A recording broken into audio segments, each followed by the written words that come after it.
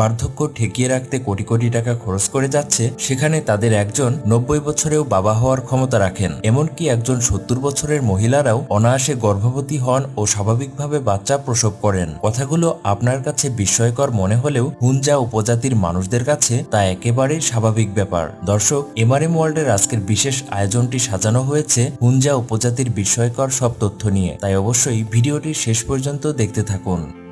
পাকিস্তান অধিকৃত কাশ্মীরের গিলগিট বালতিস্তান প্রদেশ, কারাকোরাম পশ্চিম হিমালয়, পামির ও হিন্দুকুশ পর্বতমালা দিয়ে ঘেরা ছবির মতো সুন্দর এ প্রদেশের উত্তরেই আছে হুঞ্জা উপত্যকা। এই উপত্যকাতেই বাস করে রহস্যময় হুঞ্জা বা বুরশো নামের একটি জনগোষ্ঠী। পাকিস্তানের উত্তরে হুঞ্জার একদিকে চীনের জিনজিয়াং, অন্যদিকে আফগানিস্তান। ভারত ভাগের সময় 3 মাস হুঞ্জারা সিদ্ধান্তহীনতায় ছিল কোন দিকে যাবে। সর্বশেষ 1947-এর নভেম্বরে পাকিস্তানের সঙ্গে যুক্ত হয়। পরে পাকিস্তান এটাকে জুড়ে দেয়